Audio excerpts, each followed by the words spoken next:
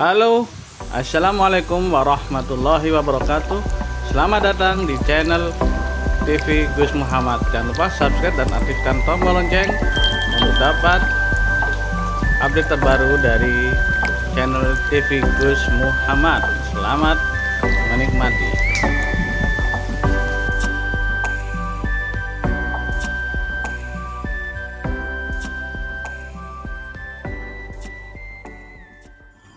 Assalamualaikum warahmatullahi wabarakatuh. Alhamdulillahirabbil alamin, asyhadu an la ilaha illallah wa asyhadu anna muhammadar rasulullah. Shallu ala rasulina Muhammad, shallu ala tabibi qulubina Muhammad, shallu ala syafi'i qulubina Muhammad. Allahumma shalli ala sayyidina Muhammad wa ala ali sayyidina Muhammad. A'udzu billahi minasyaitonir rajim. Bismillahirrahmanirrahim. Ala inna auliya Allahu la khaufun alaihim wa la hum yahzanun. Berikut ini kisah tentang Syekh Ibrahim bin Adham. Dia lahir sekitar tahun 100 Hijriah. Jadi dia 100 Hijriah dan dia wafat sekitar 160 Hijriah, atau kalau di Masehinya tahun 700 Masehi, sekitar 700 sampai 750 Masehi. Jadi durasi jarak antara Rasulullah ke Syekh Ibrahim bin Adham sekitar 200 tahun dengan Rasulullah. Jadi masih zamannya sekitar tabi'in. Dan nama beliau adalah Ibrahim bin Adham, mempunyai bapak bin Mansur al-Balkhi al-Jili al-Abu Ishaq. Ya, dia adalah raja dari Balkh. Balkh artinya Afghanistan, sama dengan Syekh Jalaluddin Rumi, Afghanistan. Tapi dia memang keturunan raja. Dia mempunyai ayah yang bernama Mansur al-Balkhi al-Jili, raja juga, dan kakeknya juga seorang raja. Berarti hidupnya selalu kecukupan karena dia seorang raja.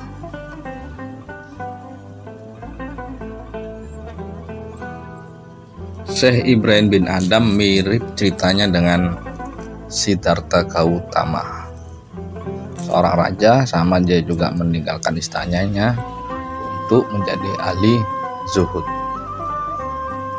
Padahal orang banyak mencari dunia, Syekh Ibrahim bin Adham yang kelimpahan dunia malah bosen. Akhirnya dia menjadi seorang ahli zuhud karena hidayah Allah. Jadi sekitar 718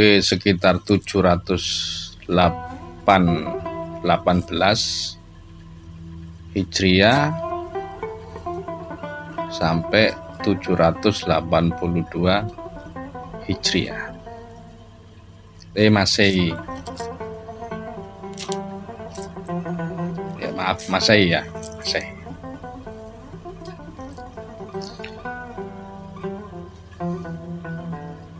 Tadi dia dari Afghanistan, Balkh.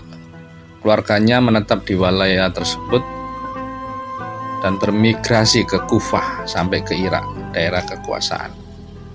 Ibrahim bin Adham seringkali pernah suatu ketika bapak orang tuanya, ketika Ibrahim bin Adham kecil, ya masih anak-anak, diajak naik haji oleh orang tuanya yang namanya raja Tampang.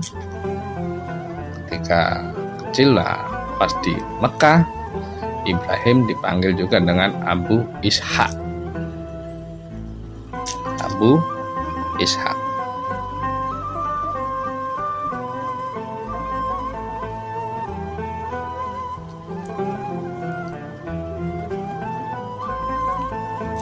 Dan Syekh Ibrahim bin Adham dihikayatkan ketika dia ke Mekah dan bertemu guru dengan Syekh Fudail bin Iyad dan Syekh Sofyan As-Sauri. Ketika zuhudnya dia di gua selama berapa tahun, yaitu di daerah Basroh atau Naisabur. Jadi setelah itu dia mengembara ke Syam, ke Syria, bahkan keliling, hingga karya-karyanya terkenal, bahkan di bangsa Melayu pun terkenal. Syekh Ibrahim bin Adham karena seorang raja yang meninggalkan kedudukannya untuk beribadah kepada Allah, untuk menjadi seorang ahli zuhud. Dan Syekh Ibrahim ini termasuk wali yang masyhur, bukan yang mastur, terkenal. Karena antara yang masyhur dengan yang mastur, lebih beratan wali yang masyhur, karena beban moral terbeban padanya. Kalau mastur, dia sibuk dengan dirinya sendiri kepada Allah. Jadi beda. Kalau sedangkan Syekh Ibrahim bin Adham adalah terkenal wali yang masyhur, karena namanya terkenal hingga Eropa, karya-karya beliau terkenal. Karena apa? Sangat unik. Seorang raja yang bergelimang dengan kemewahan, ya, bergelimang dengan kemewahan, bergelimang dengan kenikmatan, bergelimang dengan nafsu birahi, bisa menjadi seorang yang ahli zuhud, yang hidupnya diabdikan semuanya kepada Allah. Itu pengorbanan. Jadi itulah Syekh Ibrahim bin Adham, ya.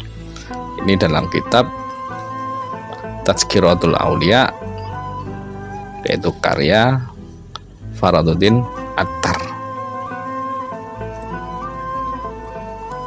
Tapi walaupun begitu besar pengorbanannya, pengabdiannya kepada Allah, banyak juga orang-orang yang mengkafir-kafirkan seorang tokoh-tokoh tasawuf, tokoh-tokoh sufi, katanya yang mengada-ngada. Subhanallah. Sedangkan qala Rasulullah sallallahu alaihi wasallam, angkafar, barang siapa yang mengkafirkan saudaranya yang muslim, maka kekafiran itu akan kembali kepada dirinya. Ya, tak tanggung-tanggung. Orang yang ibadah dibilang bid'ah, dibilang kafir. Jadi hanya dia yang benar, karena kebenaran milik Allah. Orang yang ibadah kepada Allah nggak tanggung-tanggung malah dikafirkan. Ya, balik lagi.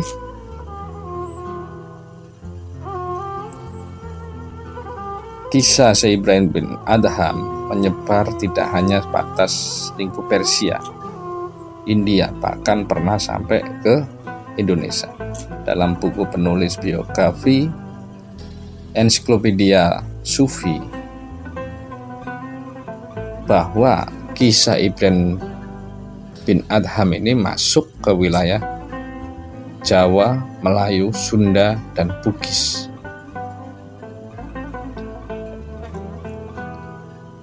Dan kisah ini dibawa oleh orang-orang Persia, bukan orang Arab, orang Persia yang sedang berdagang di tanah Jawa dan Melayu.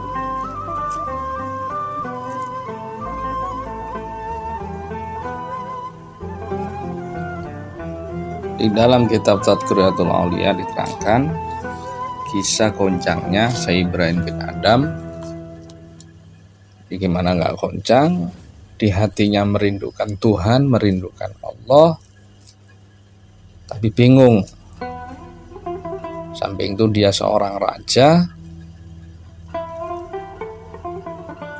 yang dimana cukup mengenakkan fasilitas semuanya ada. Pernah suatu malam dia tertidur di ranjang, di istananya. Pada tengah malam, di atas gentengnya itu terdengar suara kaki atas atapnya. Terdengar suara kaki tok tok tok tok tok. Kemudian Syekh Ibrahim bin Adham bertanya, "Man anta? Siapa kamu?" "Ana sahibuka. Aku adalah sahabatmu." Kaget. Istana ini ketat, tetapi dia bisa masuk ke istana dan dia bisa masuk naik di atas genteng. Lalu penjaganya di mana?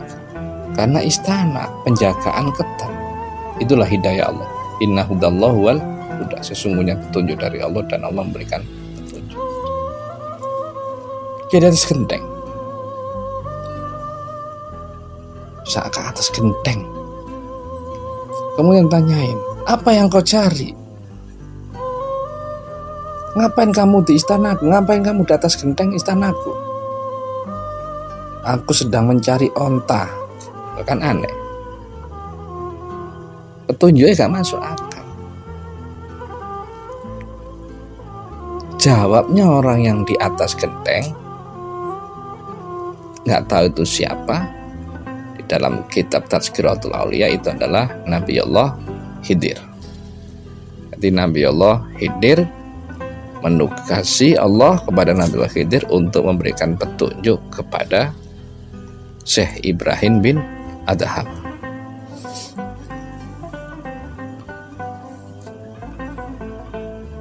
Mana mungkin onta itu ada di atas genteng? Bodoh kamu, jahil, kamu bodoh. Mana mungkin mencari onta di atas genteng, di atas atap? Bagaimana kau mencarinya?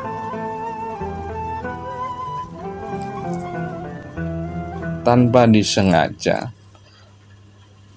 orang yang asing yang tadi yang mencari ontanya di genteng itu langsung ngomong, ketawa, "Haha, Ibrahim, kau kepingin bertemu dengan Tuhanmu, tapi kau berfoya-foya, kau bermegah-megahan, kau menikmati emas-emasan, kau menikmati ranjang kemewahan, kau menikmati birahimu. Apakah begitu caramu mencari Tuhan? Kau menganggap itu gak mungkin onta di atas genteng, sedangkan kamu merindukan Tuhanmu, kepingin bertemu dengan Allah, kepingin mencari Allah dengan cara bermegah-megahan, bermabuk-mabukan, berbirahi-birahian, bermewah-mewahan, bernikmat-nikmatan. Apakah gitu kau mencari Tuhanmu?" Ya. Kata-kata orang asing itu memenuhi hatinya dan terus terngiang-ngiang.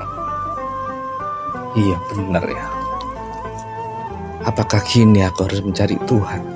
Apakah gini aku harus bertemu dengan Allah dengan cara seperti ini? Bermegah-megahan, bermabuk-mabukan, berbirah-birahian, bermasyhur-masyhuran. Apakah kayak gini ya? Lah kata-kata itu terus terngiang-ngiang, api yang berkobar-kobar dalam dirinya dan dia tidak bisa tidur lagi. Gimana ini cara? Bingung. Biasanya gitu. Petunjuk itu membingungkan. Gimana antara kecintaan kepada harta duniawi dan kemegahan, kenikmatan nafsu atau kepada Allah? Itu awal hidayah dari Ibrahim bin Adham. Sehingga kata-kata itu membuat dia tidak bisa tidur. Ditidurin nggak bisa. Sampai siang hari dia nggak bisa tidur. Ketika siang, dia kembali ke mimbar dan duduk di singgasananya. Tapi kata-kata itu, apakah begitu kau mencari Tuhanmu? Dengan bermegah-megahan, ya, dengan bermabuk-mabukan, dengan berbirahi-birahian. Namanya raja kan istrinya banyak, perempuannya banyak, dan gundiknya juga banyak. Apakah seperti itu wahai Ibrahim? Berpamer-pameran, apakah seperti itu? Apakah Tuhanmu menyenangi dengan cara seperti itu wahai Ibrahim? Masuk itu sampai ke bawah ke siang hari, kemudian dia naik di mimbar, di singgasananya tenggelam dalam perenungan karena perkataan orang tersebut. Padahal di sekelilingi ada menteri, ada perdana menteri, semua duduk dalam barisannya masing-masing atau protokoler istana. Wis duduk, tapi kok gak konsentrasi. Walaupun bersama menteri yang cukup banyak, bersama anak buah, bersama panglima pasukan, tapi pikirannya gak konsentrasi. Teriang-yang perkataan itu. Apakah begitu kau mencari Tuhan? Dengan bermegah-megahan, dengan bermabuk-mabukan, dengan berbirahi-birahian, ya, dengan mempenuruti hawa nafsu, dengan kemasur-masuran seperti itu wahai Ibrahim? Itu masih teriang-iang. Padahal terjadinya malam hari. Sampai siang dia masih terngiang-ngiang sehingga tidak bisa tidur. Tiba-tiba seorang pria dengan wajah yang penuh kekaguman memasuki aula tempat singgasana Ibrahim bin Adham. Bisa masuk. Ini petunjuk yang kedua.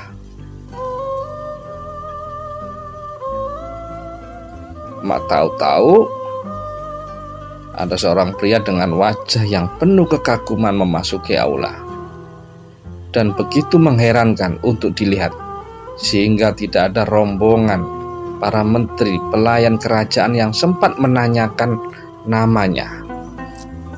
Lidahnya semua tercekat sampai ke tenggorokan dan tidak bisa ngomong. Satu istana diam gak bisa ngomong.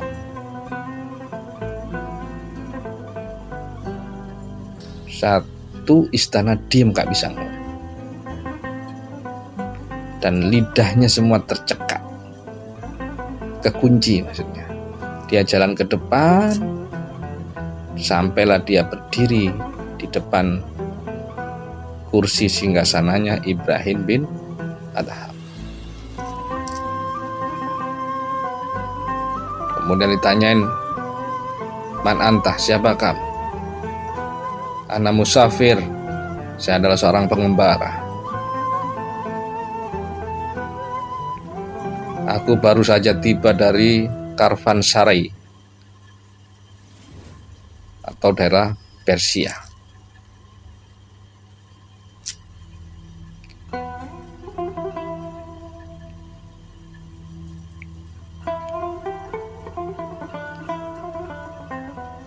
Kata orang tersebut, "Aku kepingin nginep di sini." "Hei, ini istanaku, bukan tempat penginapan."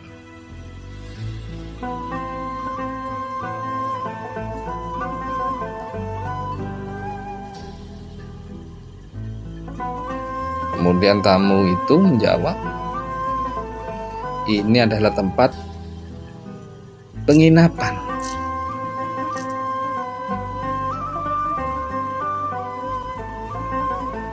Ini adalah penginapan, ini adalah tempat singgah. Enak aja, Ini adalah kerajaanku. Ini tempat singgah. Ini kerajaanku. Ini tempat singgah. Ini kerajaanku. Kamu gila ya? Ini kerajaanku.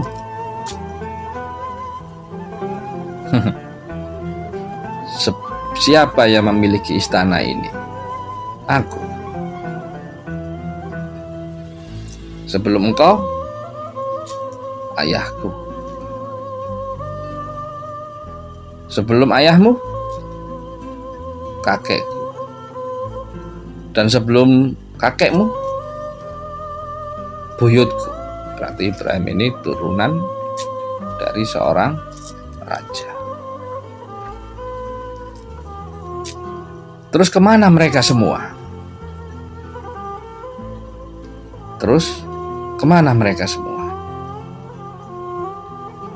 Aku kan ngomong ini tempat singgah, bukan ini istanaku. Ini tempat singgah, aku mau singgah di sini. Ini istanaku. Sebelum kamu punya kakekku, punya ayahku. Sebelum ayahmu punya siapa? Punya kakekku.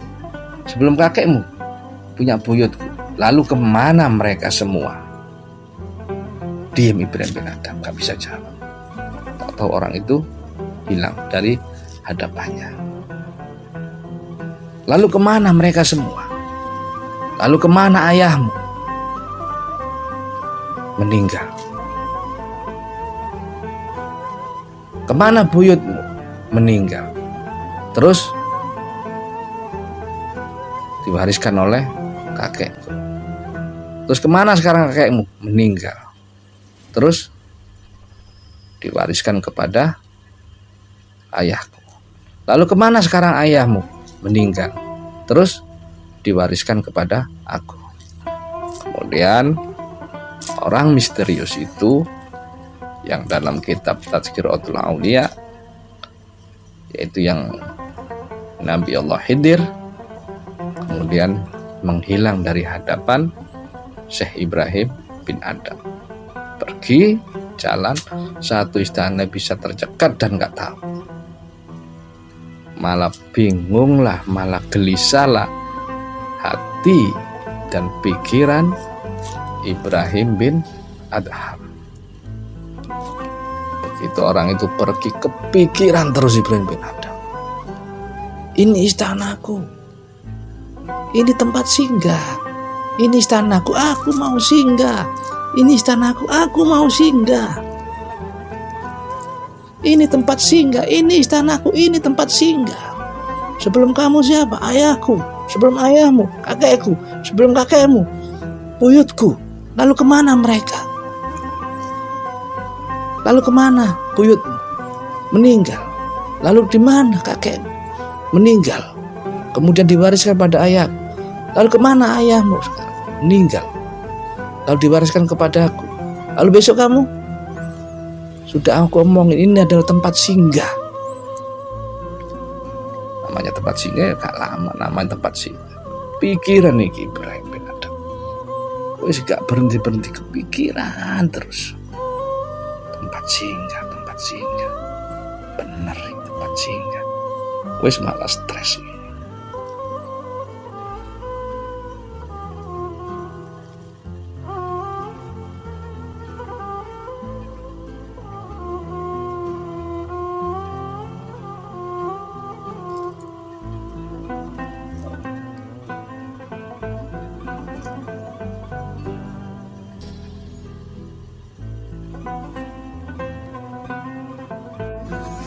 Kacaulah Syekh Ibrahim bin Adham. Raja Ibrahim bin Adham kacau pikiran. Teriang-yang terus. Buyut meninggal. Mewarisi kerajaan. Berarti singgah ya. Kakek meninggal. Mewarisi kerajaan kepada ayah. Ayah meninggal. Mewariskan kepada aku, kata Ibrahim bin Adham. Iya, berarti tempat singgah. Tambah pikirannya ruwet, gak karu-karuan, kacau pikirannya.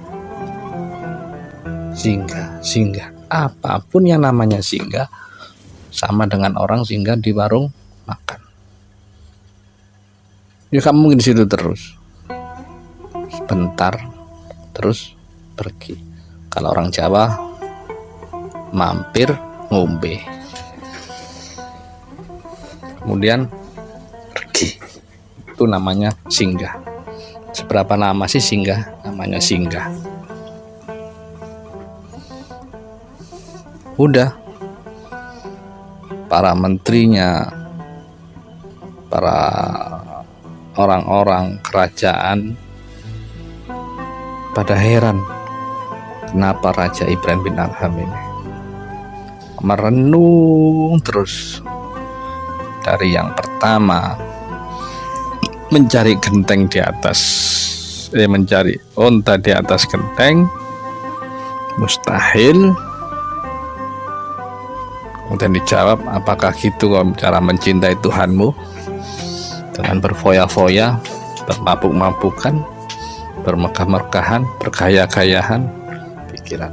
Ditambahin yang kedua, tempat singgah. Terus Allah masih sayang kepada Ibrahim bin Adham. Petunjuk ketiga, dia berburu. Namanya raja kalau berburu ya didampingi para pengawal-pengawalnya. Heran nih, kuda yang ia tunggangi tahu-tahu pisah dari rombongan orang-orang kerajaan. Dan para pengawal-pengawalnya nggak tahu-tahu kudanya lari cepat menuju hutan belantara. Emang dia mau berburu. Kemudian dia istirahat sehingga sendiri karena terpisah dari rombongan. Kemudian dia istirahat, dia mengeluarkan bekal rotinya dari istana. Kemudian roti itu dibuka. Begitu mau dimakan roti itu, tahu-tahu ada burung gagak menyambar roti Raja Ibrahim bin Adham.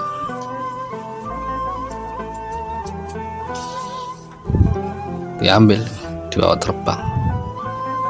Lah, Ibrahim bin Adham ini kok gagak makan roti, kan aneh. Mungkin lah makan bakso gak aneh lah, ya makan cilok ya gak aneh, ya malah aneh lagi.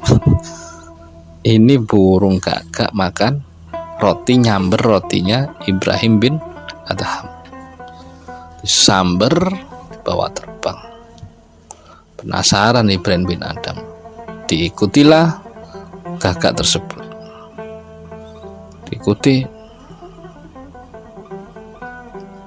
Diikuti sampai naik di bukit. Diikuti burung gagaknya, wak terus. Pertanda apa ini? Ini pertanda apa ini? Terus diikutin terus. Tahu-tahu menghilang dari pandangan. Kemudian dicek sama Raja Ibrahim bin Adham. Subhanallah, ternyata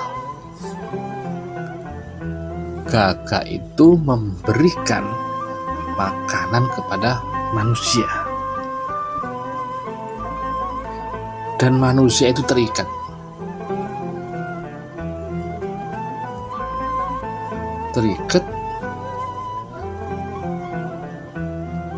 Kakinya terikat, tangannya terikat, sehingga gagak itu naik di dadanya. Kemudian dengan cucuknya, dengan paruhnya, dia memotel-motel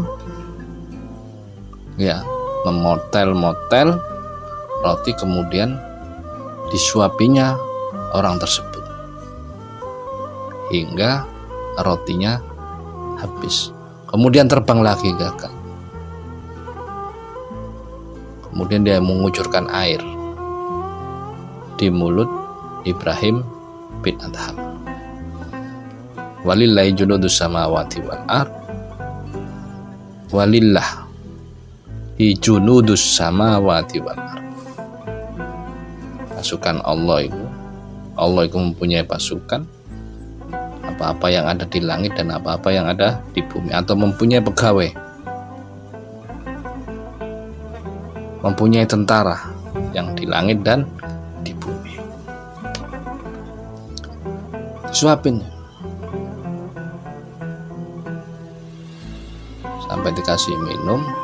Ibrahim bin Adham, subhanallah, subhanallah, apa ini? Subhanallah, petunjuk yang ketiga, bagaimana diterangkan di surat Hud ayat 6, wa ma min dabbatin fil ardi illa 'alallahi rizquha wa ya'lamu mustaqarraha wa mustaudaha kullun fi kitabim mubin.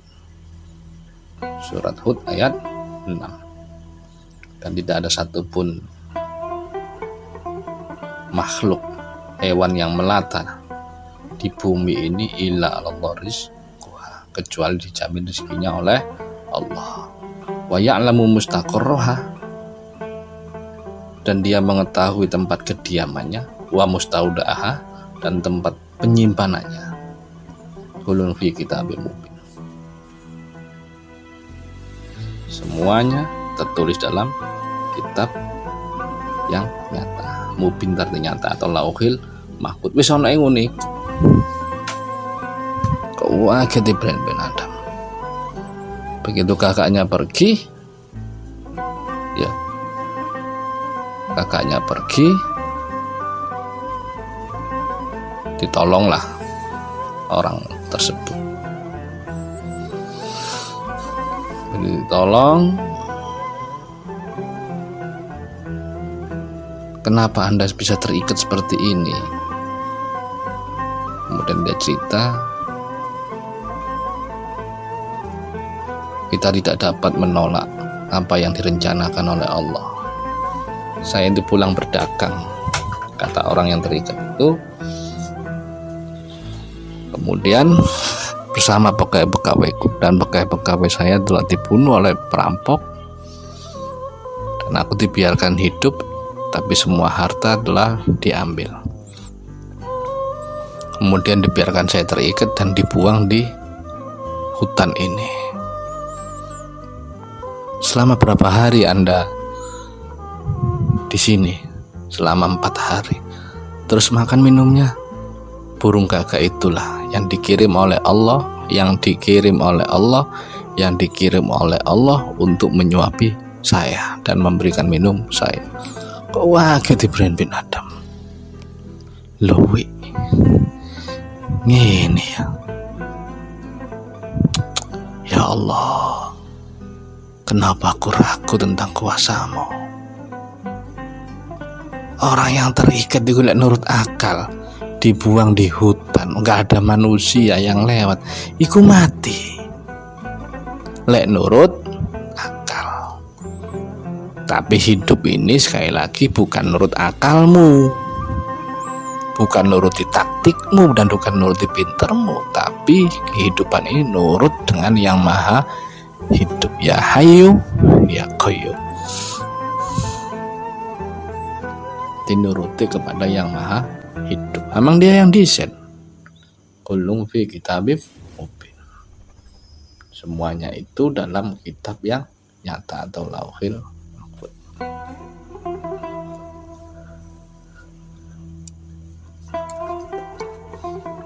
Wis dibebasno.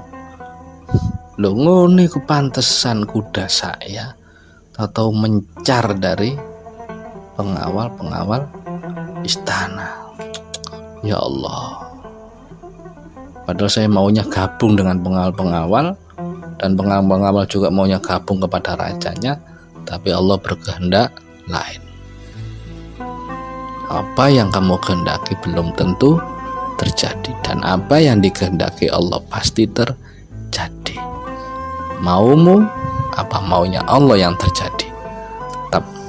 maunya Allah lah yang akan terjadi.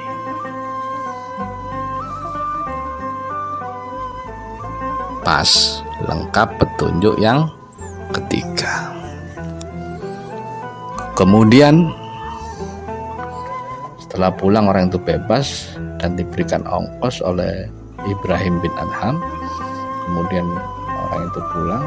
Semenjak peristiwa itu juga kepikiran, ternyata Allah nyukupi ya. Ngapain saya takut? Kenapa aku takut kekurangan? Kenapa gila harta? Kenapa gila terhormatan? Itu namanya tempat singgah. Kenapa takut miskin? Toh itu orang itu diikat juga dijamin. Kenapa hidupku seperti ini? Banyak ketakutan-ketakutan yang menimpaku.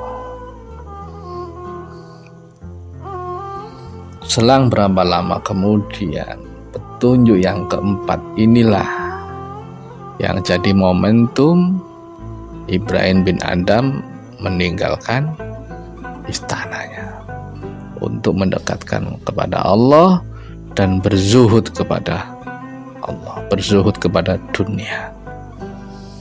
Rojo lho, dungane konglong merat, rojo iki. Ya, rojo. Kemudian petunjuk yang keempat,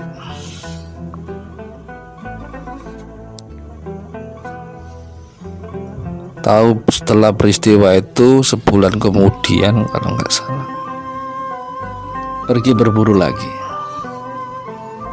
Jadi wis lepas, gak seberapa ingat, bersama dengan rombongan pegawai istana atau pegawai kerajaan.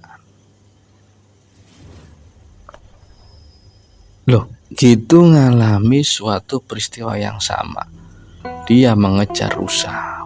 Rusa itu mau diburu, dikejar terus. Lah kudanya ikut ngejar. Saking cepatnya kuda sang raja, jadi kudanya pengawalnya kudanya para pegawai kerajaan gak bisa mengejar punya Ibrahim bin Adham. Gak bisa ngejar. Kudane raja mosok pelan. Ya gak lah, sama kayak mobilnya raja mosok biasa ya. Pasti mewah, pasti kecepatannya juga tinggi.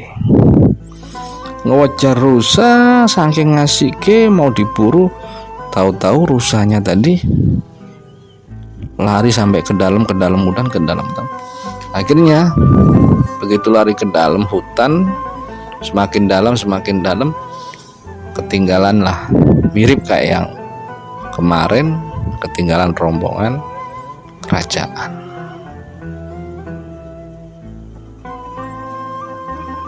Begitu rusanya mau dipanah, hei Ibrahim bin Adham, apakah untuk berburu ini Allah menciptakanmu?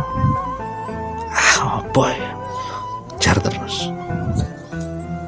Pertama keluar dari mulut rusa, hei Ibrahim bin Adham, apakah Allah menciptakanmu untuk ini? Gusti Allah nyiptakan kamu untuk apa? Apakah untuk ini? Gusti Allah nyiptain kamu itu untuk apa? Apakah untuk ini, wahai Ibrahim bin Adham? Apakah untuk ini, wahai Ibrahim bin Adham? Gusti Allah nyiptain kamu, apakah untuk ini, wahai Ibrahim bin Adham? Gak kerap dikejar lagi. Tahu-tahu suaranya semakin kencang. Apakah untuk ini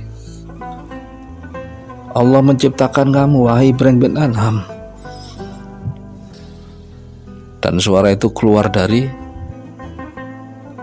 rusa. Setelah itu keluar lebih dekat lagi, semakin kencang lagi. Akhirnya keluarlah lewat jubahnya. Hei Ibrahim bin Adham, kemegahan bajumu, kegagahan ini, apakah untuk ini Allah menciptakanmu? Apakah untuk megah-megahan Allah menciptakan, wahai Ibrahim bin Adham? Tambah pusing.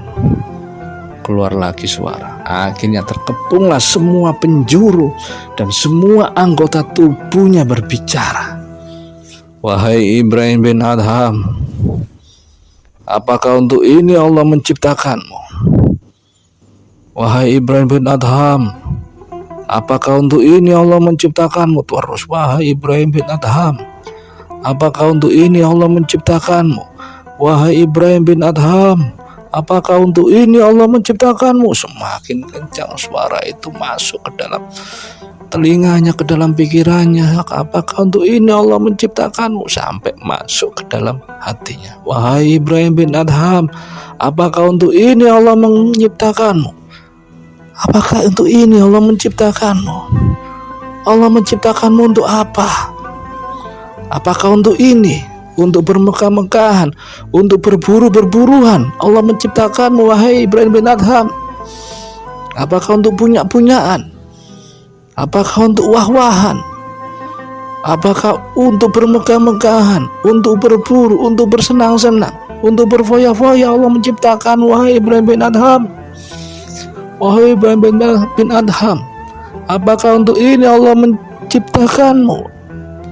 Begitu masuk ke dalam relung hati yang dalam, nangis. Astaghfirullahaladzim, Astaghfirullahaladzim. Bukan ya Allah, Engkau menciptakan aku untuk mengabdi kepadamu ya Allah. Engkau menciptakanku untuk mengabdi kepadamu ya Allah. Bukan untuk ini aku diciptakan, bukan untuk bermegah-megahan, bukan untuk bergaya-gayahan, bukan untuk wah-wahan. Engkau menciptakan aku bukan untuk pamer-pameran, bukan untuk sombong-sombongan. Allah, Engkau menciptakan aku ya Allah bukan untuk menyakiti hewan. Engkau menciptakan aku ya Allah. Ya Allah ya Rabbi, Engkau menciptakan aku agar aku mengabdi kepadamu. Engkau menciptakan aku agar aku mau mengabdi kepadamu. Wa ma khalaqtul jinna wal insa illa liya'budun. Dan tidaklah Allah menciptakan jin dan manusia kecuali untuk mengabdi kepadanya. Lungset langsung Ibrahim bin Adham, bercucurlah air matanya, nangis sujud. Allah ya Rabbi, maafkan aku ya Allah, maafkan aku ya Rabbi, maafkan aku ya Allah. Bukan untuk yang lain Engkau menciptakan aku ya Rabbi. Engkau menciptakan aku hanya untukmu, untuk mengabdi kepadamu. Maafkan aku ya Allah, maafkan aku ya Allah. Nangis Ibrahim bin Adham, nangis. Maafkan aku ya Rabbi, maafkan aku ya Allah. Ya, teriak Ibrahim bin Adham. Jiwa-jiwa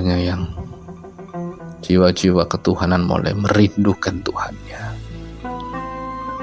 Jiwa-jiwa Tuhannya mulai merindukan ketuhanannya, merindukan ketuhanan, merindukan Allah. Nangis Ibrahim bin Adham, senangis-nangisnya. Maafkan aku ya Allah, maafkan aku ya Rabbi. Sambil menanting kudanya untuk pulang. Apa yang harus aku lakukan ya Allah? Apa yang harus aku lakukan ya Allah? Maafkan aku ya Allah. Suara yang tadinya, apakah untuk ini kau diciptakan wahai Ibrahim? Apakah untuk ini Allah menciptakanmu wahai Ibrahim bin Adham? Nangis. Begitu arah pulang terus dia ketemu gembala. Wahai nak, bolehkah aku menukar pakaianmu? Kau kaget. Nih, ambillah pakaianku. Nih, ambil mahkotaku. Terserah kamu buat apa. Aku tukar dengan bajumu, dan aku tukar dengan topi gembalamu. Kaget gembalanya. Loh, ya sekarang ya jadi kolong merat mungkin ya kan. Sampai Cine Rojo. Udah. Akhirnya melanjutkan perjalanan dia menuju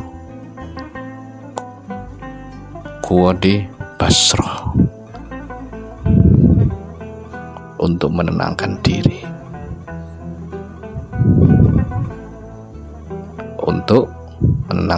dan menjernihkan jiwanya. Nangis sepanjang jalan. Jadi akhirnya dia berpakaian punya gembala dan peci atau topi gembala. Di perjalanan menuju gua Naisabur atau di Basrah, dia melewati jembatan, kemudian ada orang yang jatuh dari jembatan, kemudian teriak, "Ya Allah, selamatkanlah dia, kasihan dia." Itu baru mau melangkah menuju gua di daerah Naisabur. Kemudian orang yang jatuh dari jembatan itu keangkat lagi. Orang sekitar malah langsung kaget melihat, dulu siapa ini? Terus Ibrahim bin Adham terus melanjutkan perjalanannya lagi. Bosen. Ternyata di sepanjang perjalanan, ternyata dunia tidak bisa membahagiakanku. Ternyata dunia tidak bisa membahagiakanku. Kerajaan tidak bisa membahagiakan jiwaku. Ya, dayang-dayang sekbirai juga tidak bisa membahagiakanku. Kehormatan, popularitas juga tidak bisa membahagiakanku. Ya Allah, baru berapa hari aku ingin kembali kepadamu. Kau berikan aku kenikmatan. Kau berikan aku jiwa yang tenang. Terima kasih ya Allah. Terima kasih ya Allah. Sambil berjalan nangis menuju gua di Basrah di daerah Naisabur. Sampai jalan kaki ngerenungi aja, udah gak bakal apa-apa. Uangnya dikasihin gembala, pakaian bawa dikasihin gembala karena jenuh. Kalau yang rakus-rakus kan gak jenuh, belum jenuh, masih rakus. Wa mal hayatad dunya illal mataul ghurur. Dan bahwasanya kehidupan dunia ini kehidupan yang ghurur atau kehidupan yang menipu.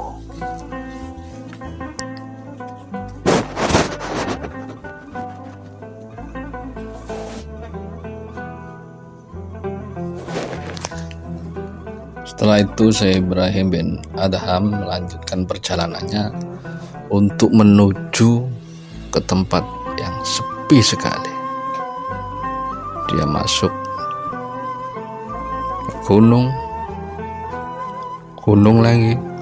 lagi, hingga akhirnya dia menemukan tempat yang sangat-sangat sepi. Dan dia masuk ke dalam gua itu untuk berzikir, bertakorub, kholwat, beruzlah, membeningkan dirinya sambil merenungi segala kesalahannya, hingga dia menemukan sebuah gua, dan di dalam gua itulah Syekh Ibrahim bin Adham di situ selama 9 tahun. Kebetulan guanya sangat besar dan 3 tahun di sisi kiri, 3 tahun di tempat berikutnya masih di dalam gua, dan 3 tahun laginya di gua yang dalam. Jadi 9 tahun dia khalwat dan uzlah dalam gua yang dimana tidak ada orang pun yang lewat, dan dimana tempat itu sangat angker dan banyak binatang-binatang buas, burung bangsa-bangsa, lelembut dan dedemit. Kalau ditanyain lagi, ngapain sampai sebegitu susah? Bukankah di rumah itu bisa? Rasulullah itu ya ke Gua Hira untuk membeningkan dirinya, untuk taqarrub, untuk uzlah, untuk khalwat, agar semakin mengenal dirinya. Man arafa nafsahu faqad arafa rabbahu. Barang siapa yang mengenal dirinya, maka dia mengenal Tuhannya. Jadi mengenal diri. Di tempat itulah Ibrahim bin Adham belajar untuk mengenal dirinya dengan jalan taqarrub ilallah.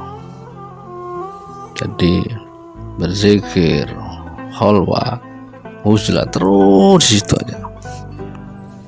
Jadi zikir situ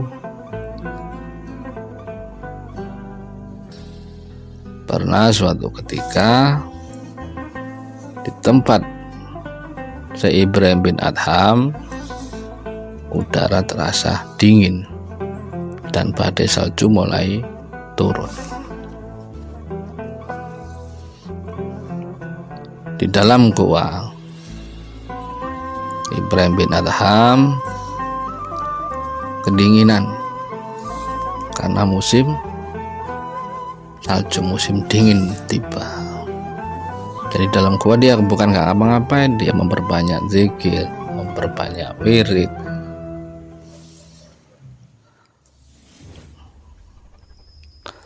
Begitu dingin menerpa,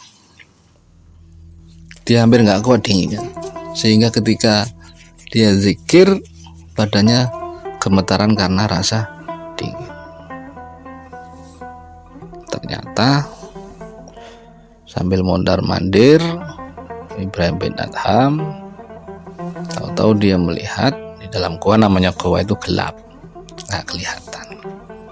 Kalau orang yang belum pernah ke gua mungkin beda, banyak komentar, banyak tanya, banyak ngeyel, karena kurang imannya, kurangnya keyakinan, tapi sombong takabur. Man tawaddu'a rafa'ahullah. Barang siapa yang tawaddu, merendahkan diri, maka Allah akan mengangkat derajatnya. Wa man takabbara, dan barang siapa yang sombong, tinggi hati, maka Allah akan merendahkannya. Disitulah Ibrahim bin Adham merenungi segala kesalahan-kesalahannya. Ya Allah, segitu banyak nikmat yang Kau berikan kepadaku, segitu banyak rizki, kenikmatan yang Kau berikan kepadaku dan tidak Kau berikan kepada orang lain, tapi aku masih haus, masih merasa kurang. Nangis terus. Maafkan kesalahanku ya Allah, maafkan segala hilafku ya Rabbi. Wangi siling kesalahannya. Jadi ketika orang tadi man amila sholihan fali nafsihi, barang siapa yang berbuat amal baik maka itu untuk dirinya sendiri. Wa man asaa fa'alaiha, dan barang siapa yang berbuat buruk akan kembali kepadanya. Wa ma rabbuka bidzolamil lil abid. Dan sekali-kali Allah tidak pernah mendolimi hambanya. Direnungi. Makanya yang bisa membebaskan dari derita, dari kegelapan adalah muhasabah, merenungi segala apa yang pernah kita perbuat dan apa yang pernah kita lakukan. Sering nangis karena selalu ingat tentang kesalahannya. Pernah suatu ketika, tadi pas musim dingin, tahu-tahu dia melihat, tuh, kok ada bulu, namanya gua gelap. Akhirnya dibuat tidur,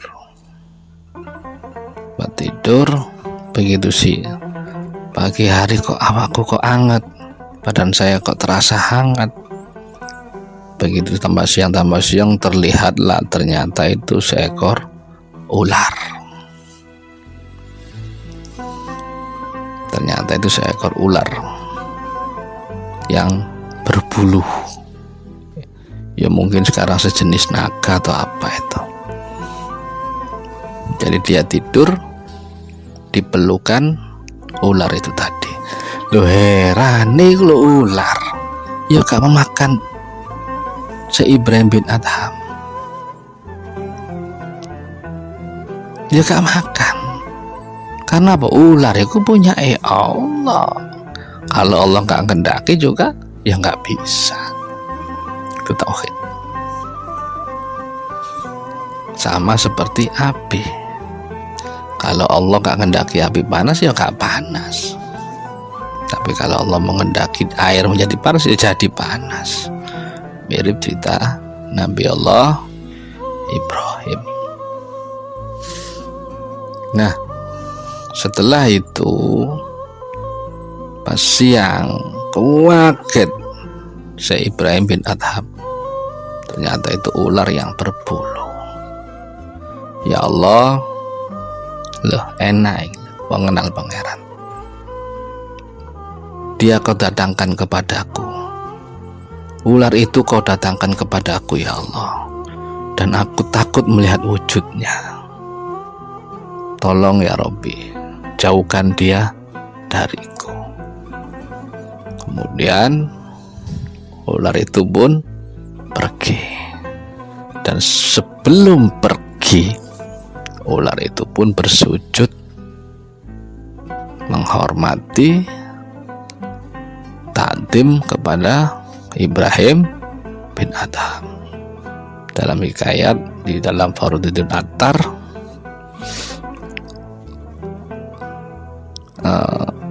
ular itu bersujud sebanyak 3 kali kepada Ibrahim bin Adham.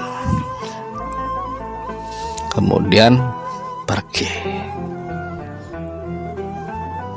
Akhirnya melanjutkan lagi Ibrahim bin Adham dengan kholwatnya, dengan muhasabahnya, dengan mu'atabahnya, dengan musyahadahnya, agar semakin jernih, semakin bening. Karena heranlah orang yang bergelimang harta, ya plus raja, kok berani meninggalkan kerajaannya, kok gak dinikmati. Bedo kalau awakmu, kita ya iya wong jiwani jiwa rakus. Kita kan ada jiwa rakus. Jiwa rakus itu jiwa kurang. Udah punya ini masih kurang. Udah punya ini masih kurang. Udah punya ini masih kurang. Beda dengan jiwanya Ibrahim bin Adham. Dia mempunyai jiwa yang rasa cukup. Khairul zadid taqwa. Sebaik-baiknya bekal adalah takwa. Dan Ibrahim bin Adham setelah ular itu pergi, kemudian dia melanjutkan lagi. Jadi setiap malam dia memperbanyak dzikir, sholat di dalam hikayat Syekh Ibrahim bin Adham iku sholat iku 1000 rakaat, sholat sunnah. Jadi dia sholat sunnah iku 1000 rakaat. Ketika kholwat, ketika uzlah iku 1000 rakaat sendirian. Sholatnya 1000 rakaat. Terus kalau sampean kholwat, terus ngapain? Nambah ibadah ya enggak, nambah takorub ya enggak, mainan HP ya, mikir usaha. Ini benar-benar total disibukkan untuk muhasabah diri, memperbanyak ibadah kepada Allah. Gak tanggung-tanggung sholat sunnah Ibrahim bin Adham yaitu 1000 rakaat.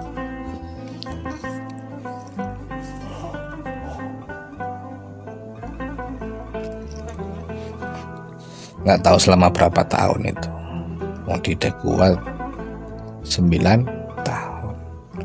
Benar-benar jernih, benar-benar bening, karena mujahadanya, kegigihannya untuk taqarrub ilallah, untuk memperbaiki dirinya di hadapan Allah, sangat-sangat disiplin sekali.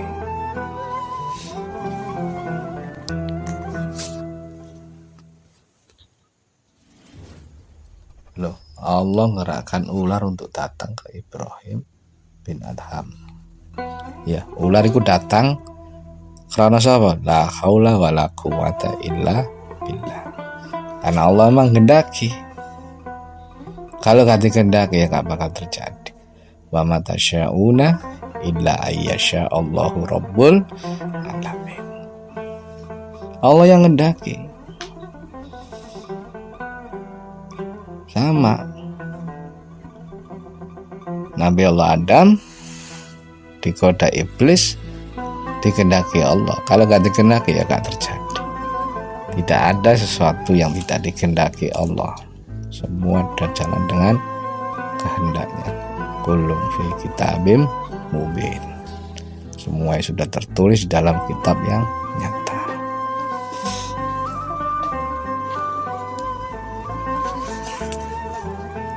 Setelah selesai masa kholwatnya selama 9 tahun di gua daerah Nisapur, kemudian keluarlah Syekh Ibrahim bin Adham. Keluar untuk mempraktekkan diri, keridhaan, qanaah, ketawaduan, keikhlasan,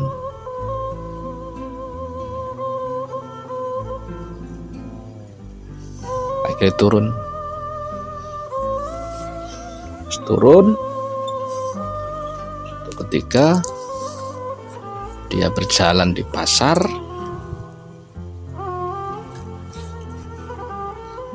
Ia melihat seorang laki-laki yang tidak memiliki tangan di pasar ini, mengemis.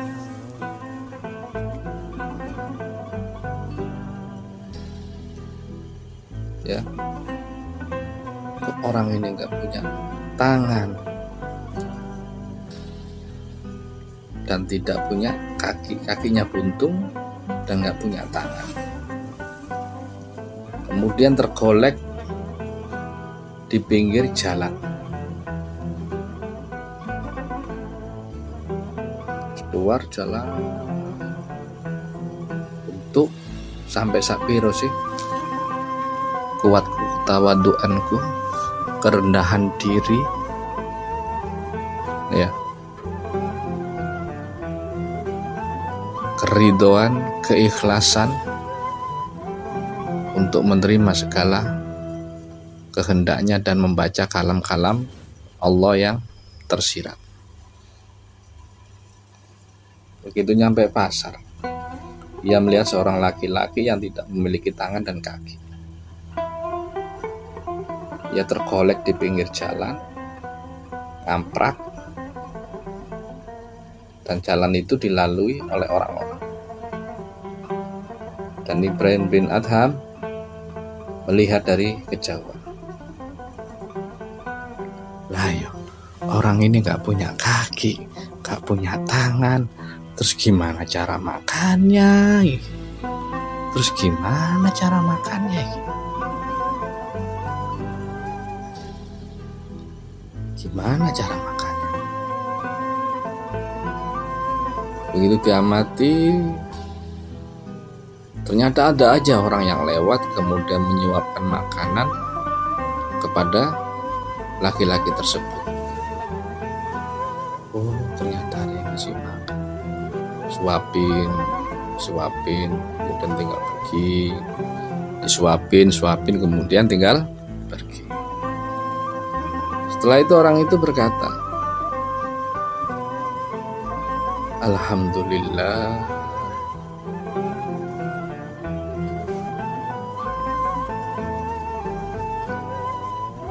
segala puji bagi Allah atas nikmat-nikmatnya yang agung dan karunia-Nya yang besar.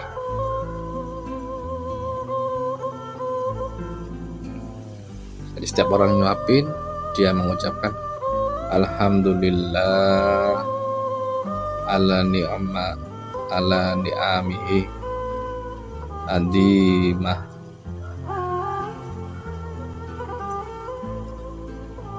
wa atoyahul jasimah.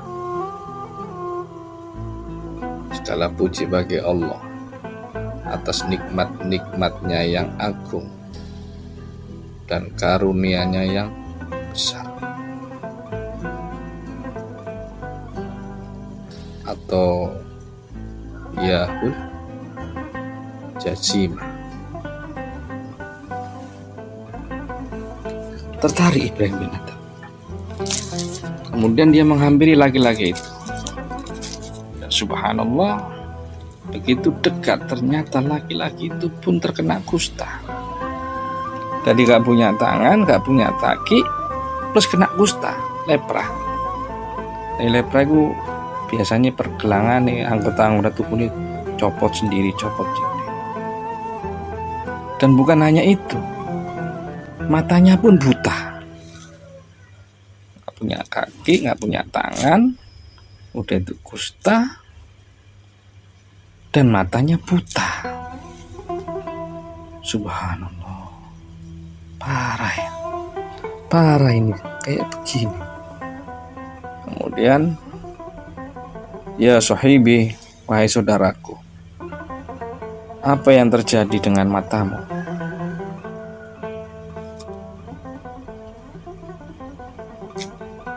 Jawab pengemis itu, buta, tak bisa melihat. Lalu bagaimana dengan kaki dan tanganmu? Tangan dan kaki telah terpotong, dan saya pun lumpuh, kata pengemis itu. Lalu mengapa kulit sekujur tubuhmu pada ngelupas? Pada bercak-bercak. Jawab pengemis itu, kena penyakit kusta. Heran Ibrahim bin Adham, sampai segini kok bisa dia ngucapin alhamdulillah, kok bisa dia mengucapkan syukur.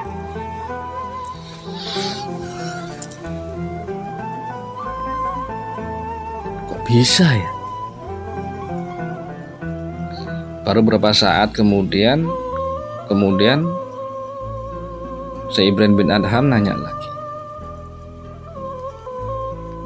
lalu bagaimana kau makan? Bagaimana kau mendapatkan makanan? Gak punya tangan, gak punya kaki, mata buta, kena kusta. Seperti yang kau lihat, wahai hamba, Allah menggerakkan tangan-tangan manusia. Balik nangkeng, Allah menggerakkan tangan-tangan manusia. Jawab pengemis. Ini jenenge kalam. Kalam yang tersirat. Ayat yang tersirat. Sekali lagi, lalu bagaimana kau mendapatkan makanan? Seperti yang kau lihat wahai hamba Allah. Allah menggerakkan tangan-tangan manusia yang lewat untuk menyuapi. Sampai segitunya kamu ya. Allah menggerakkan tangan-tangan manusia hamba. Tangan-tangan manusia yang lewat di depanku untuk menyuapi. Lalu di mana rumahmu? Jawab pengemis, tidak punya rumah. Hidup di pinggir jalan. Lalu aku tadi mendengar kau mengucapkan Alhamdulillah ala ni'amihi adima wa atoyahul jasimah. Segala puji bagi Allah atas nikmat-nikmatnya yang agung dan karunia-Nya yang jasimah, yang besar.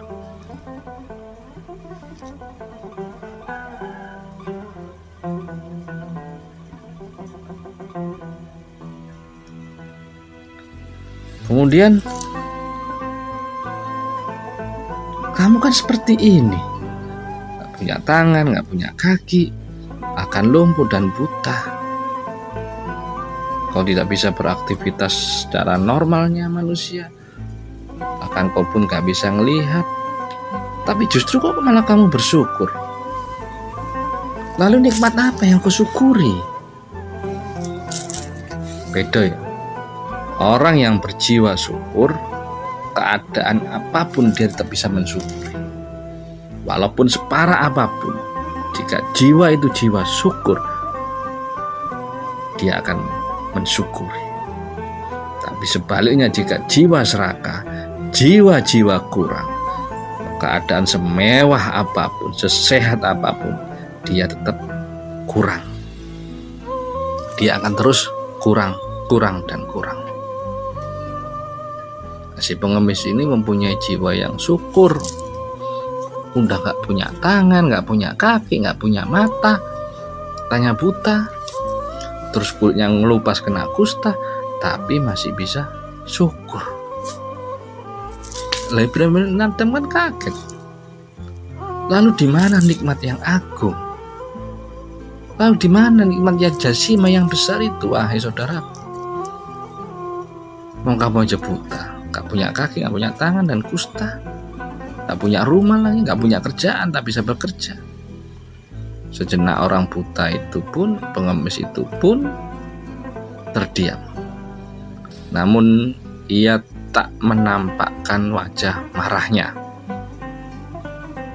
Ketika nampak terdiam, kemudian dia menghela nafas.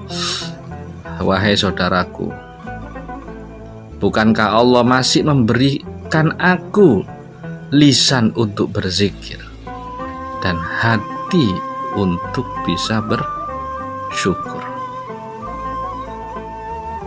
Terus nikmat apa sih? Kamu menderita gini kok nikmat? Coba sebut nikmat apa? Allah masih memberikan lisan untuk berzikir dan hati untuk bersyukur. Allah memberiku lisan berzikir hamba, dan Allah memberiku hati untuk selalu bersyukur kepadanya. Itulah nikmat yang cukup besar bagi. Beda jiwa syukur, jiwa kurang. Jiwa syukur, keadaan bagaimanapun ia akan mensyukuri.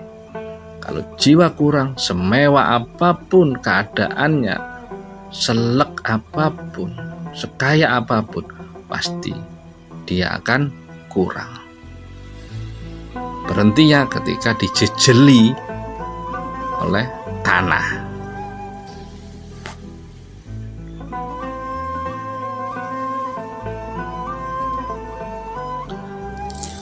Ya.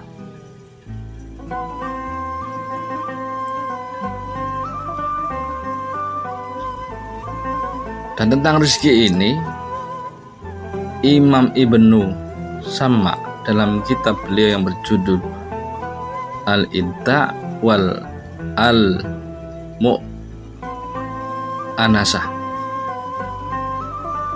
yang berbunyi, ya Rabbi, jika seandainya hamba tadi berdoa, di dalam kitab Ibnu Sama yang kitabnya berjudul Al-Ibda wal Al-Mu'anasah, misalnya ada seorang ibu berdoa, ya Robbi, jangan beri aku rezeki. Ini berdoa yang di kitab Al-Imta, ya Robbi, jangan beri aku rezeki. Maka Allah pasti akan menjawab, aku tetap akan memberi rezeki padamu, meski kamu tak suka. Kamu tidak mempunyai pencipta selain aku, kata Allah. Tidak ada zat yang memberi rizki selain aku. Jika aku tidak memberi rizki padamu, kepada siapakah yang akan memberimu rizki? Lalu siapa yang memberimu rizki? Tetap kamu tak kasih rezeki. Walaupun doamu seperti itu, tak peduli, tetap kamu tak kasih rezeki.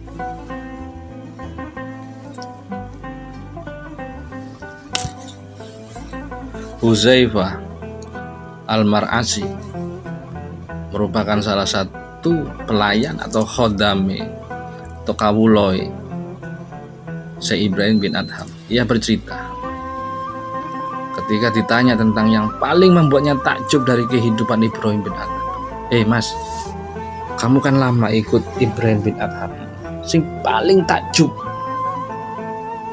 apa, peristiwa apa itu?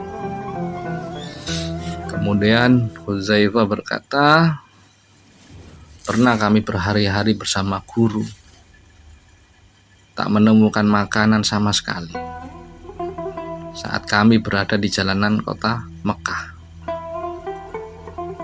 Lalu kami memasuki Kufah dan mengungsi di salah satu masjid yang sudah hancur. Ibrahim bin Adham memandangku karena lapar, memandang Huzaifah. Lalu bertanyalah Syekh Ibrahim bin Adham, apa kau lapar, wahai Huzaifah?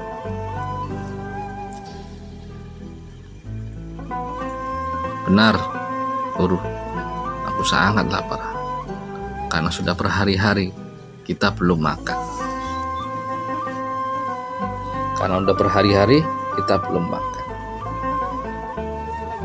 Lalu Ibrahim bin Adham meminta wadah tinta beserta selebar kertas.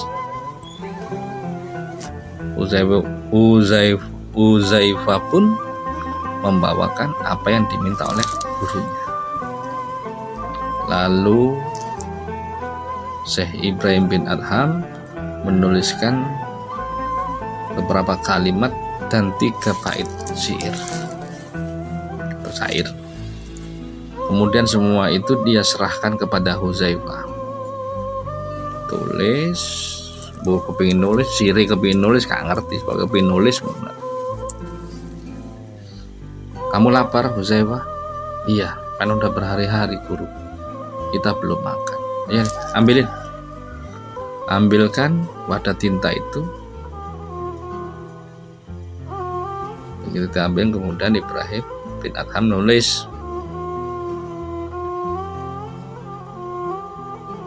Kemudian diserahkanlah kepada Huzaifah.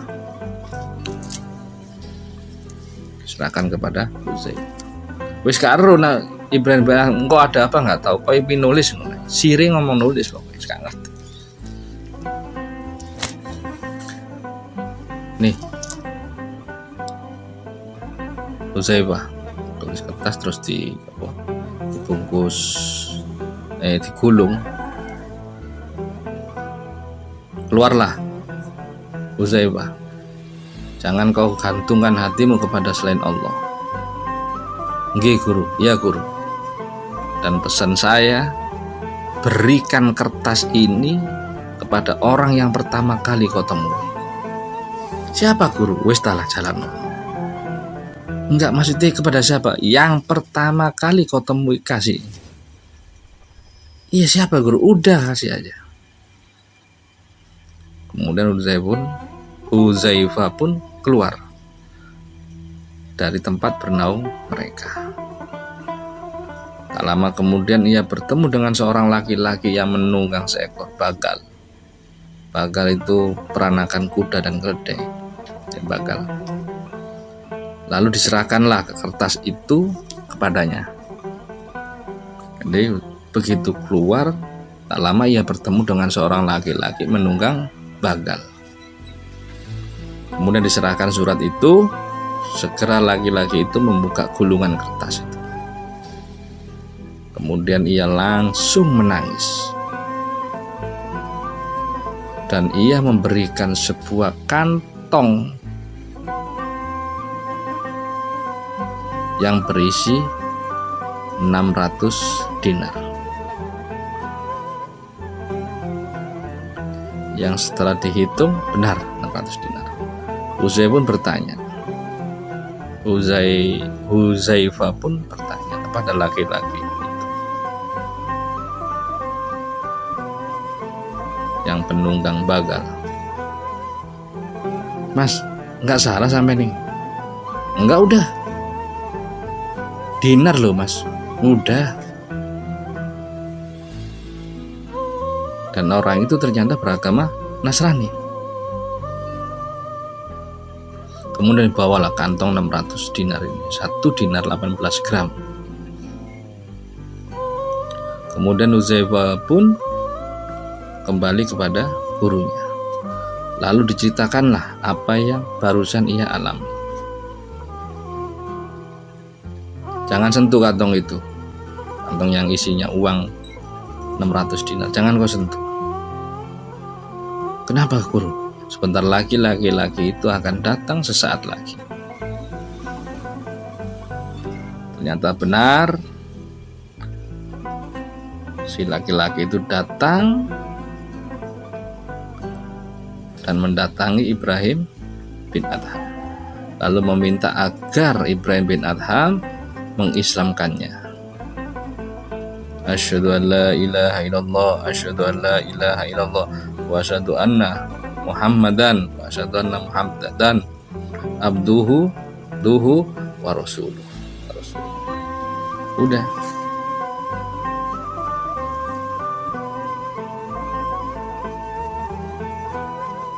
Jadi dia nulis gak tahu pun kau tulis. Tahu ini pokoknya kasih orang yang pertama. Sirinya ngomong seperti itu, gak tahu ntar kelanjutannya. Bedalah orang-orang tasawuf, hatinya dituntun oleh Allah, pikirannya dituntun oleh Allah, dan semuanya dituntun oleh Allah.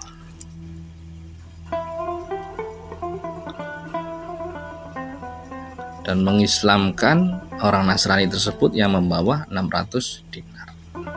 Jangan dibuka, ntar orang itu sebentar lagi datang. Ternyata benar orang itu datang dan minta Ibrahim bin Adham untuk mengislamkannya. Dan kisah itu ada di dalam kitab Ihya Ulumuddin. Syakik al-Baqi sering disebut wali sufi, murid langsung dari Sufi Ibrahim bin Adham atau Syekh Ibrahim bin Adham. Ini selalu bersama kemana-kemana, dan kebetulan Al-Baqi ini orang yang kaya, sangat-sangat kaya sekali. Jadi kemana-mana dia bawa uang banyak, hitungannya konglomerat, kemana-mana bawa uang banyak. Tapi ya senang ibadah.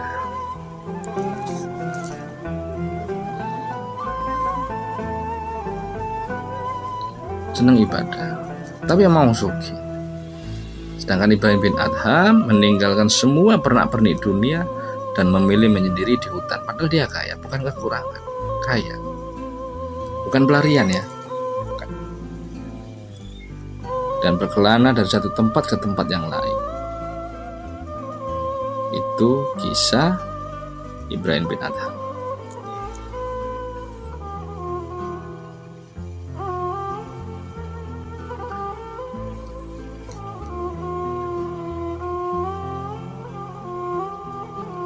Hidup Ibrahim bin Adham berbeda dengan saat dia menjadi raja, dan sekarang dia menjadi sangat-sangat miskin hartanya, tapi hatinya menjadi kaya. Kemudian Syaqi al-Baqi ini sangat kaya, konglomerat juga. Kudanya adalah kuda Arab yang terbaik. Setiap kali ia pergi melakukan rihlah atau kunjungan, kantong kanjur kundangnya selalu penuh dengan dinar. Jadi kantong dompet saiki tasik penuh dengan uang dinar. Suatu saat manakala bertemu, Ibrahim menyapa Syaqi.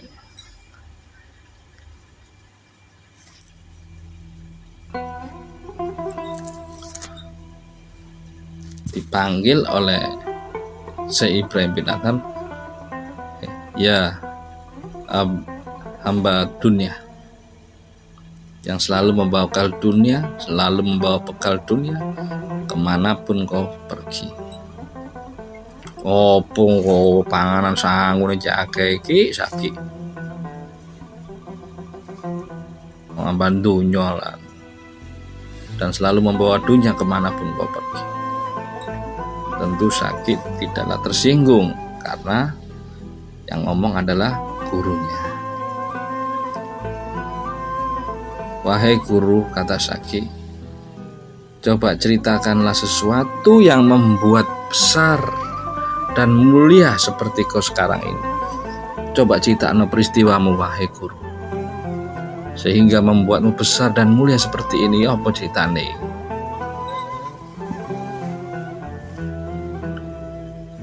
Dahulu aku adalah seorang penguasa yang kaya raya, bahkan aku adalah raja, wahai Syaqi.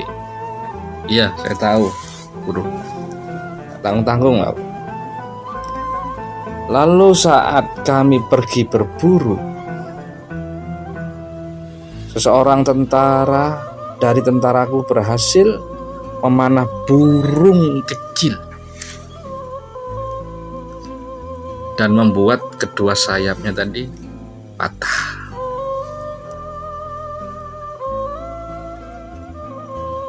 Lalu aku mendekati burung kecil yang terkapar itu dan berkata, aku ngomong ini, wahai Syaqi.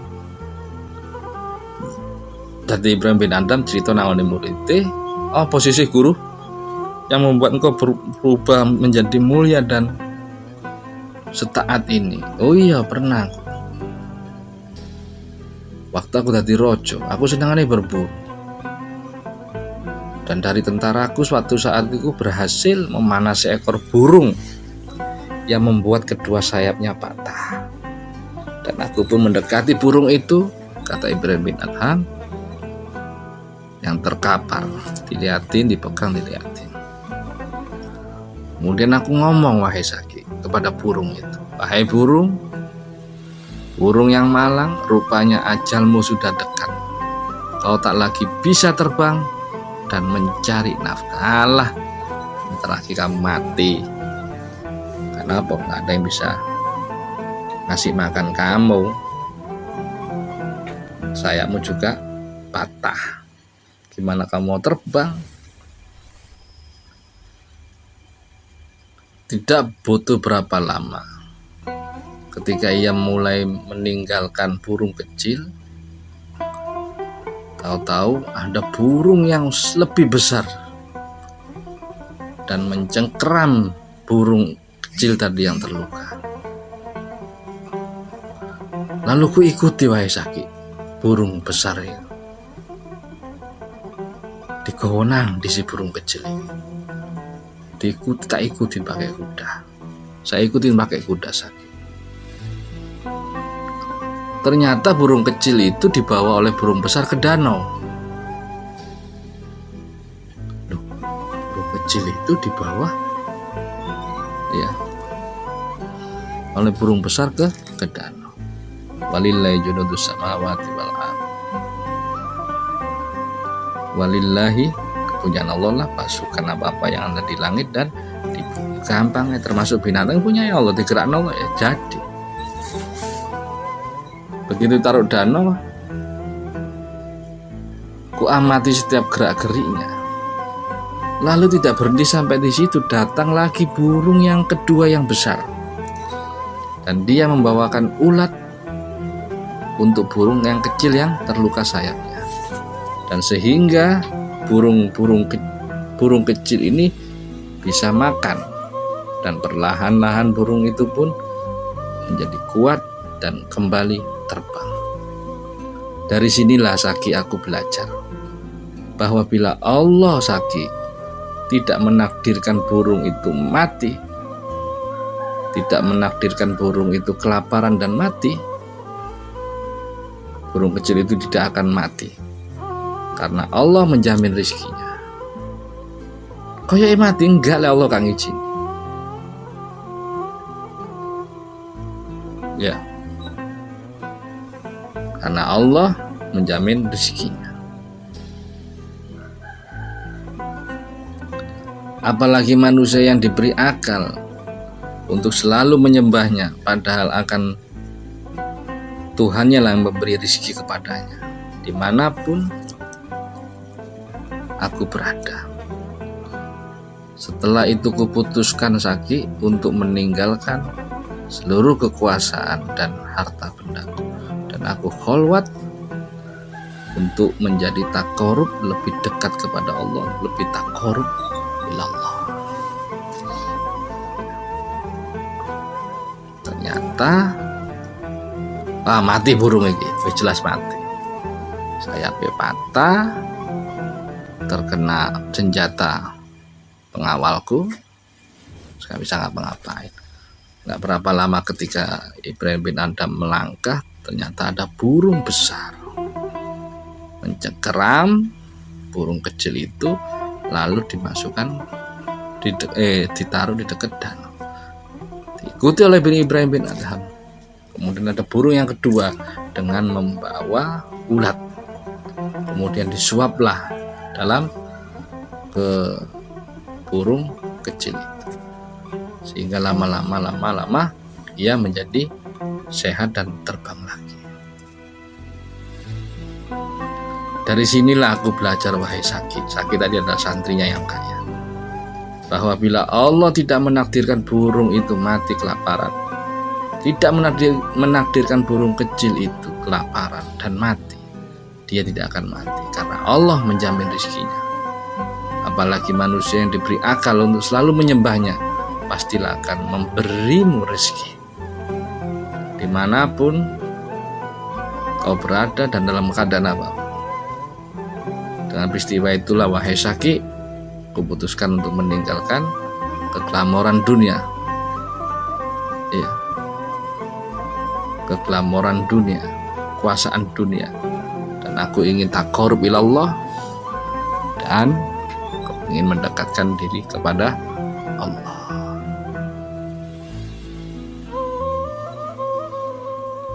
Lalu pernah suatu ketika Ibrahim bin Adham bersama santri-santrinya kholwat di hutan. Santrinya ini takutnya kenapa? Karena belum mengenal dia, belum mengenal dirinya. Karena di situ ada harimau yang selalu mengawasi gerak-gerik santri-santrinya Ibrahim bin Adham. Begitu dengar suaranya, si santri tadi laporan ke gurunya, "Guru, itu ternyata dari harimau yang mau menerkam kita. Dari kemarin saya dengar suaranya mau menerkam kita. Kamu itu udah lama ikut saya. Masa gak tauhid ke Allah? Tanpa campur tangan Allah, si harimau itu gak bisa ngapa-ngapain. Ya tapi kami takut ya guru, ntar dia nokam kita."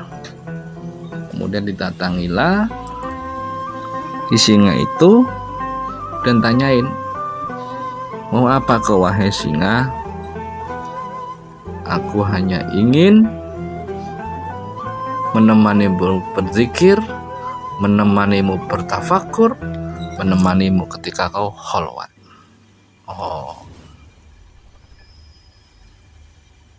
Tapi ternyata santrimu berpikiran kotor.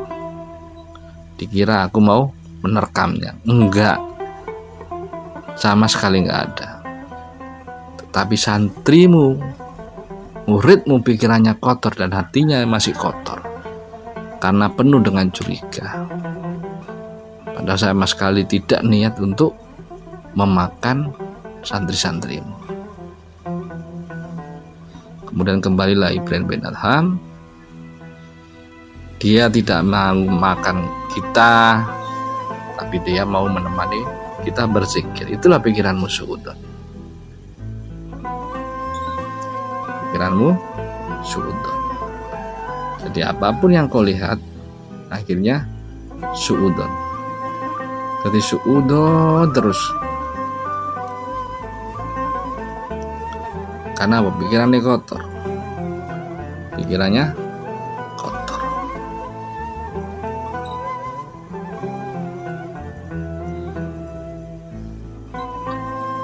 Sehebat apapun seorang guru, seorang mursyid, tapi lek pikirane kotor, pikirane suudon, yang masuk juga kotor. Air itu jernih, lek wadahnya kotor, air itu jernih, tapi kalau ditarik di wadah yang kotor, penuh kotoran, maka akan ikut kotor. Begitu juga dengan pikiran, begitu juga dengan kita. Sehebat apapun gurumu, mursyidmu, jika pikiranmu suudon, pikiranmu kotor, jika pikiran jadi apa-apa, ya kotor akhirnya. Tapi sejahat apapun misalnya gurumu, tapi pikiranmu baik, pikiranmu husnudon billah, maka kau akan menjadi. Karena suci nih beningnya pemikiranmu. Makanya untuk membeningkan pikiran sendiri pun Ibrahim bin Adham butuh kholwat selama 9 tahun. Nggak cukup, wis ngantuk, mau wis kiep-kiep, remeng. La ilaha illallah Muhammadur Rasulullah Sayyidina Khidir Nabi Allah Gus Muhammad Mursyid kula. La ilaha illallah Muhammadur Rasulullah Sayyidina Khidir Nabi Allah Gus Muhammad Mursyid kula. La ilaha illallah Muhammadur Rasulullah Sayyidina Khidir Nabi Allah Gus Muhammad Mursyid kula. Wabillahi taufiq wal hidayah. Wassalamualaikum warahmatullahi wabarakatuh. Oke, terima kasih sudah menyaksikan. Semoga bermanfaat bagi kita semua. Dan bagi yang belum subscribe, bisa klik tombol subscribe dan aktifkan lonceng untuk mendapatkan update terbaru. Terima kasih.